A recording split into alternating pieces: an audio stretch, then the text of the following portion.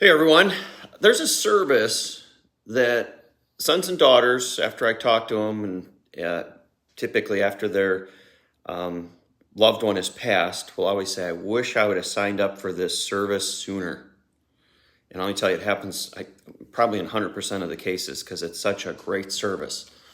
And what is that service? It's hospice care. And people have a misperception of that. Is they wait too long. They think, oh, I won't get it until till right the end. Well, how do you know when the end is? But hospice care provides so many benefits, and I plan to have actually a hospice expert that can share with you how you qualify with hospice. Typically, it's a diagnosis that you might with a senior, that a diagnosis that potentially within the next 6 months could pass. But they can go into the ins and the outs of hospice. But I just wanted to focus on that. Don't Hospice is such a great service. It's covered by Medicare. And my big story is we had a gal, Mary, that I met with the son. And first of all, he had called me and says, "Hey, we're going to need a caregiver," because our in-home caregivers actually work with the hospice. I mean, hospice is that's the other misperception people have. Oh, I got hospice care. I don't need a caregiver. Well, hospice care, the nurse will come for about 45 minutes, and a CNA will come for about 45 minutes. The nurse probably starts out just one time a week. We'll increase the frequency as they see the vitals and things like that. But then the CNA will come twice a week, but they're only there for their 45 minutes. What happens, your senior loved one is on their own the rest of the day. So don't think that when you get hospice service, you have somebody throughout the whole day. And that's another misperception people have. Well, I got hospice care. I'm like, well, no, you might, but they did tell me I need a caregiver, but I don't think I need it too much. And it's like, well, you understand that hospice is only going to be there for their visit, and then they're gone. So, but again, back to the point is people just, they avoid hospice care. It's probably kind of like the old thing. They don't want to talk about getting a will or a trust or a power of attorney of healthcare and finances, because they think that if they do that, they're going to die right after doing that. But hospice is such a great service. And again, sons and daughters tell me when I go to the visitation that, oh, I wish we'd have gotten that hospice service sooner. Because typically we are providing an in-home caregiver prior to even with a lot of our clients, and I'm the one that's talking to sons and daughters and saying, hey, why don't we consider hospice? Because there's a lot of benefits. You can get, obviously you're going to get a hospice nurse now that's overseeing your mom or dad's care. You can get a CNA, which can help actually with our caregivers, especially if somebody's immobile now, to help with bathing and dressing. I mean, that's just a couple times a week, but that's an assistance to our, it assists our caregiver on those particular days. And then you get all the supplies paid for, such as undergarments, these what we call chucks that go on the bed, wipes, gloves.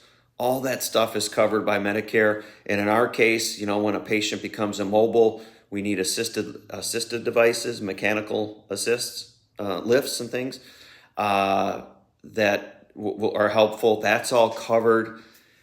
You can get pastoral counsel. You can get somebody that I've even some hospice companies have even pet therapy services.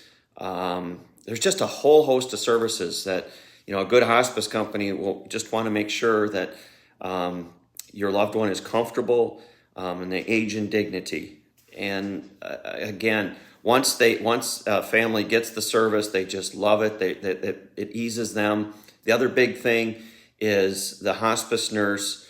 They're angels, can educate a son or daughter about the process and help them to go through this process with their mom or dad, which is super helpful. It helps to prepare them and educates them through the whole thing. So again, I just want to recommend don't push off hospice care. It's a great service. There's also palliative care too. Palliative care is kind of an in-between home health. I was a home health physical therapist in hospice. So what had happened is if you're in home health and you're in hospice, before there was really just kind of, you had to jump over the fence totally from home health to hospice. So they came up with palliative care, which you still can get a little bit of benefit of home health, and then you're getting some hospice services too. So it's kind of like you're on, you got one leg, if you're sitting on straddling a fence, you got one leg for home health and one leg on the hospice, or it fills the donut hole that was a donut hole in the past, because people just thought, oh my gosh, now I got to take my mom off of all these meds. They can't get any more therapy. They don't want to do that. But palliative care is a good stepping stone now as an introduction into hospice. And but again, I plan on having an expert that can give you, what palliative care will cover. It's not, if the list of hospice is these services, palliative care would be these services. But again, you can get some still benefits of what home health, because once a patient goes from home health to hospice, I was always discharged as an in-home care physical therapist right away, because the patient we've already now declared that patient's not going to get better from here on out. It's just mainly comfort measures, not any curative measures kind of thing. So I think curative is a word, right? Curative, as far as, they're not going to get any better, bottom line. So those palliative care and hospice are super services, and I just can't promote them enough.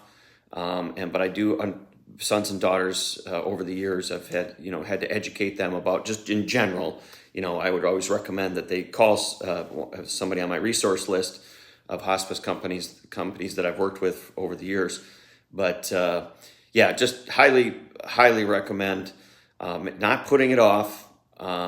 Talk to somebody, get educated about it.